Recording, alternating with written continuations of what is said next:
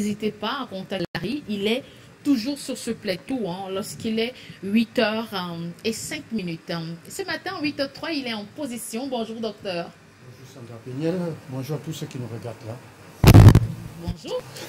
Alors, vous vivez dans le 4e arrondissement. Bien évidemment. Et il pleut également du côté de Bonabir. C'est vrai que si je suis entre le 4e et le 5e arrondissement, mais beaucoup plus dans le 4e arrondissement. Et il pleut à Bonabir ce matin. Ah, ça il faut le dire.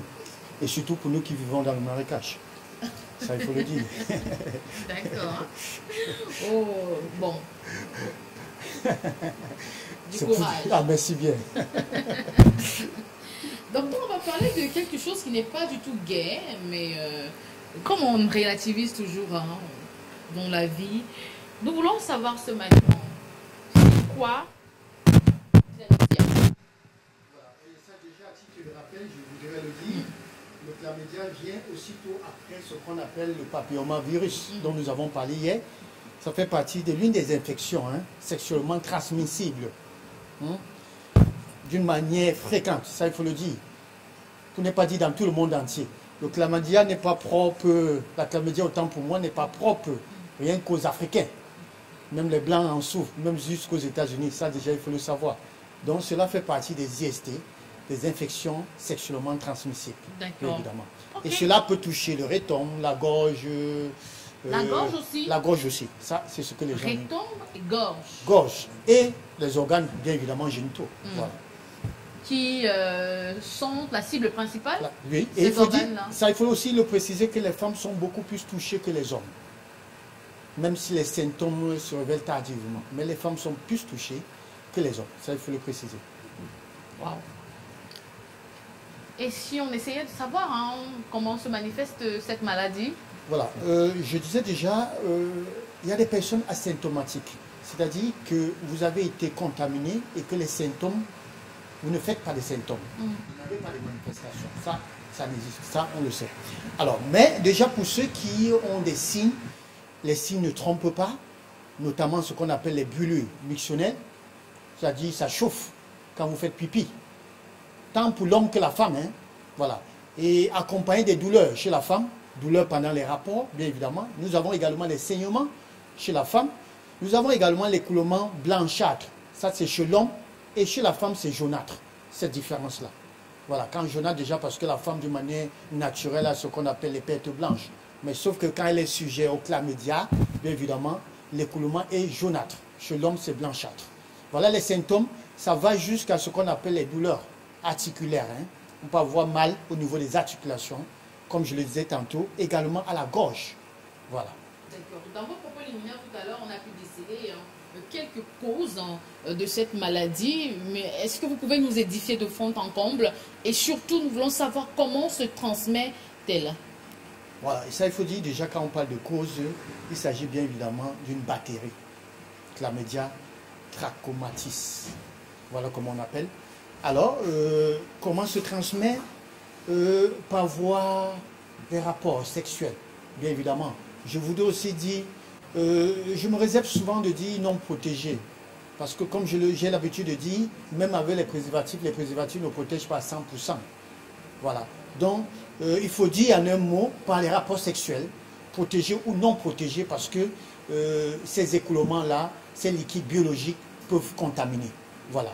Voilà les voies de transmission tout compte fait. D'accord. Et comment le diagnostic se fait? Est-ce qu'il est grave déjà, ce diagnostic? Oui, la chlamydia, autant pour moi, est grave.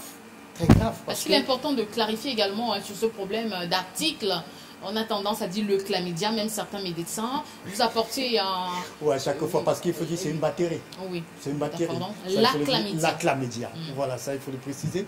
Et je disais tantôt, la chlamydia est grave, très grave même d'ailleurs. Pourquoi? Parce que l'une des premières causes d'infertilité, c'est la chlamydia. Ça, il faut le savoir. Ça, c'est important. Maintenant, comment diagnostiquer? Voilà là où le bas blesse. Ça, je voulais le dire ainsi. Je m'excuse de vouloir tirer sur ce dont j'appelle souvent les récupérateurs. Je voudrais ici dire les praticiens, pas formés, parce qu'il faut le dire ainsi. Parce que vous et moi, ce n'est pas moi qui le dirai ici sur ce plateau, la plupart des publicités sur nos chaînes quand on parle, vous entendez chlamydia mal soigné, chlamydia mal soigné, c'est ça la pub. On a comme l'impression que la chlamydia ne se soigne pas à l'hôpital. Il n'y a que des tradipraticiens qui puissent le soigner. Je dis faux, archi faux, le chlamydia se guérit.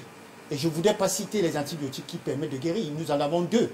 Quand vous le prenez, on peut guérir du chlamydia. Maintenant, comment diagnostiquer? Je vous ai dit, ce n'est pas les urines d'abord.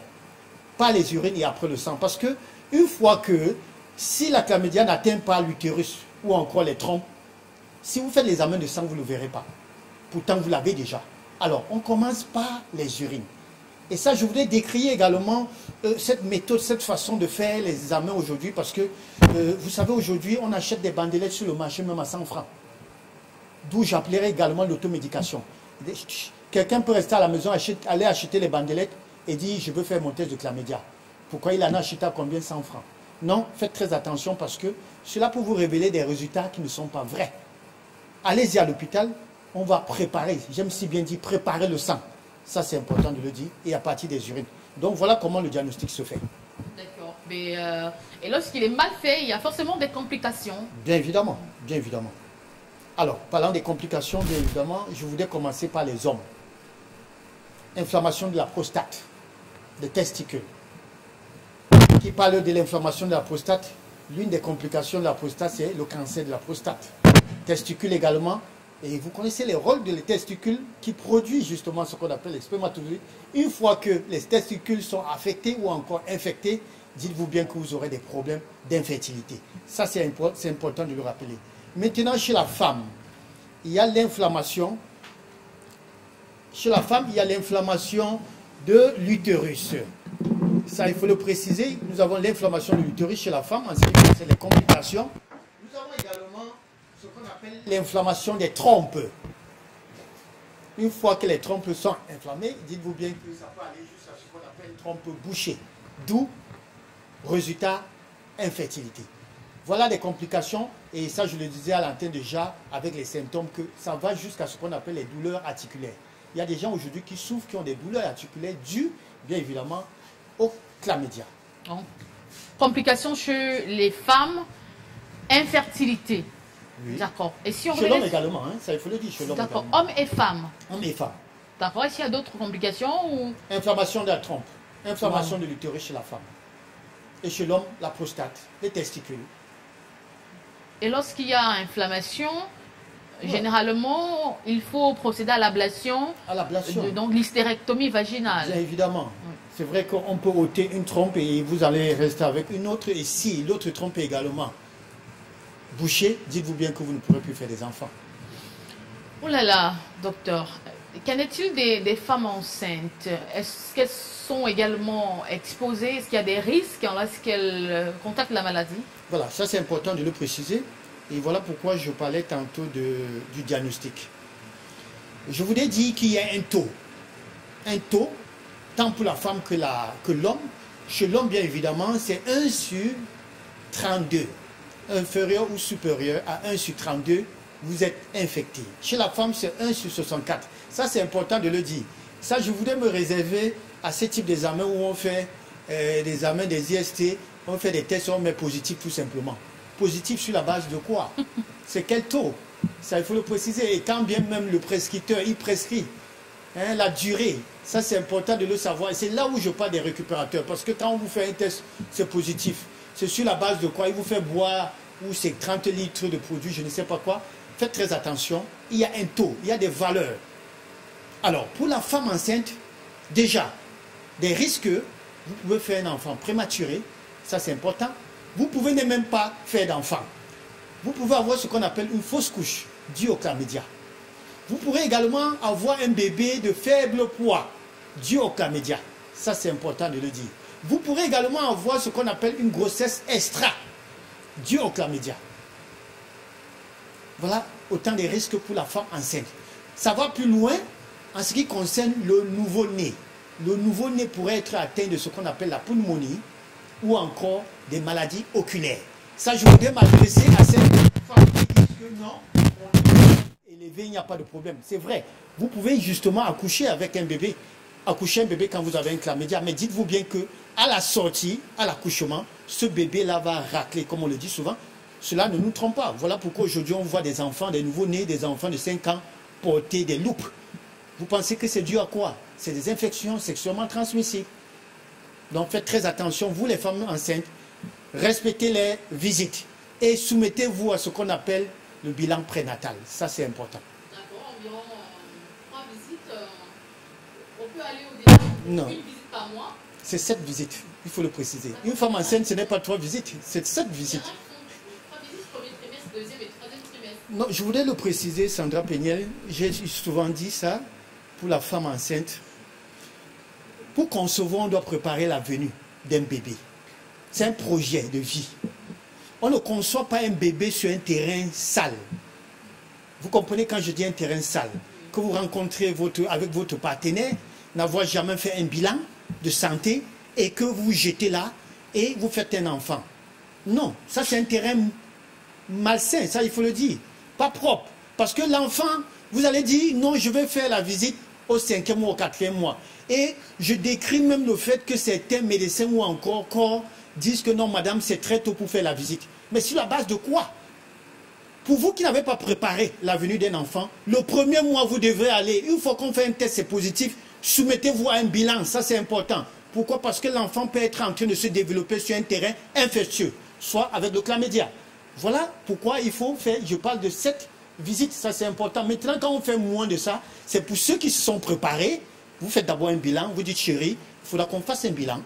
Et une fois avoir fait un bilan, on s'assure que tout est propre et on conçoit. Quand on conçoit, on n'a pas besoin de courir pour aller faire une visite prénatale. On peut faire 3 mois. Voilà. Il y a des gens qui se plaignent également du budget.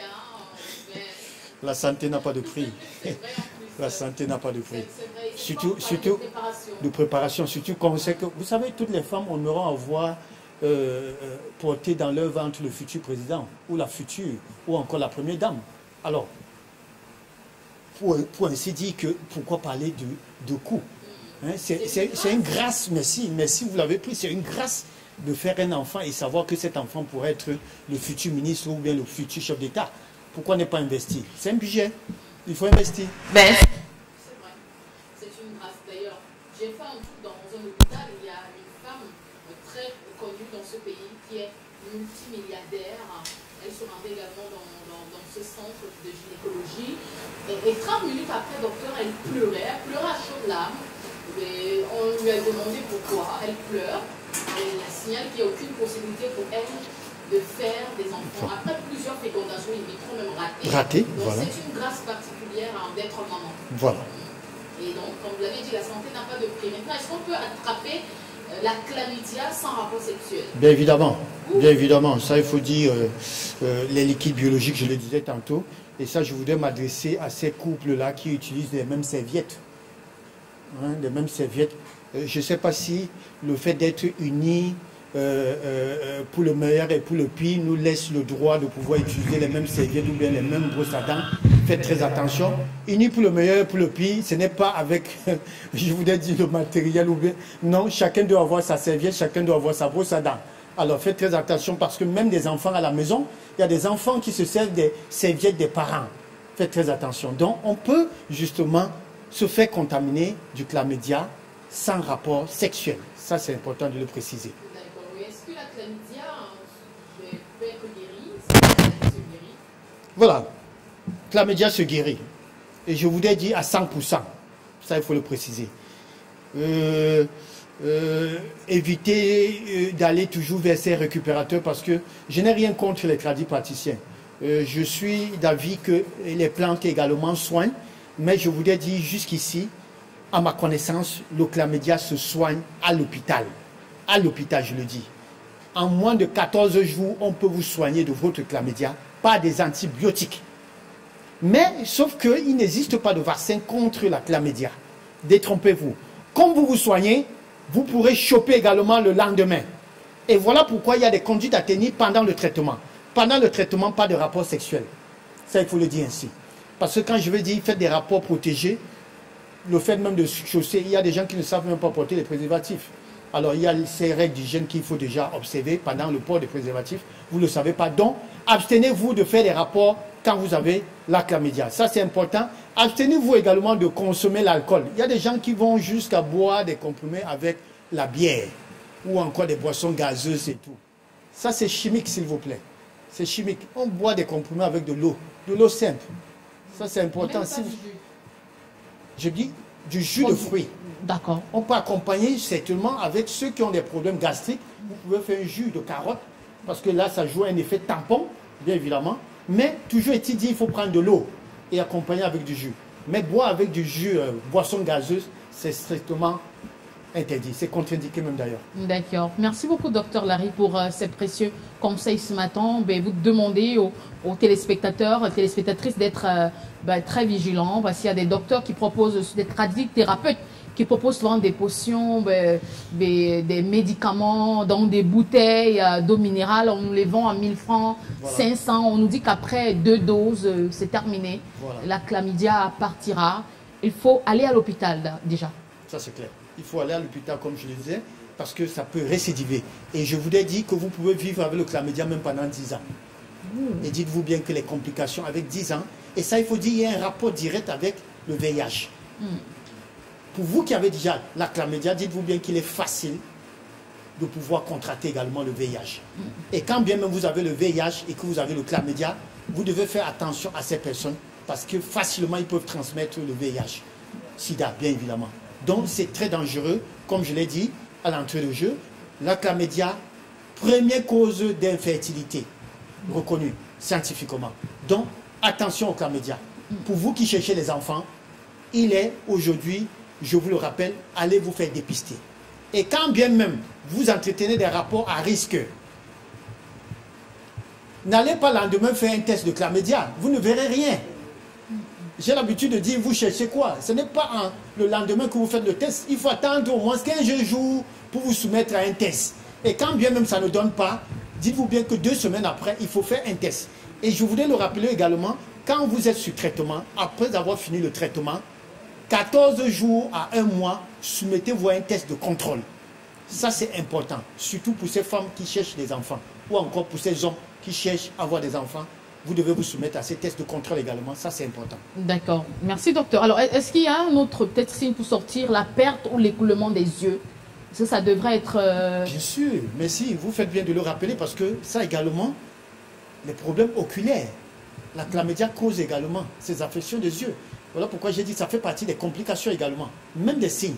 Chez certaines personnes, on retrouve chez eux l'inflammation justement au niveau des paupières et tout, qui fait partie des signes justement de la chlamydia.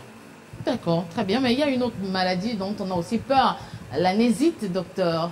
L'anésite chronique, bien évidemment, cela est dû aux infections sexuellement transmissibles. Quand on parle de l'anésite, on parle de l'inflammation au niveau, l'accolement entre l'utérus et l'ovaire.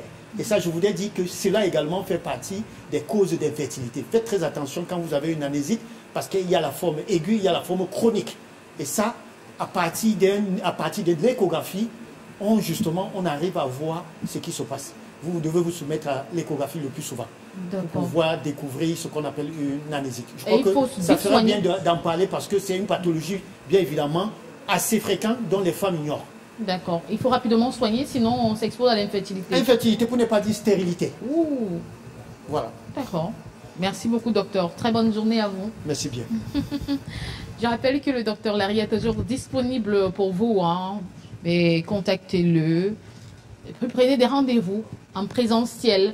C'est beaucoup mieux. Il répond au 699 64 57 59 au 675 92 47 91. Prenez soin de vous.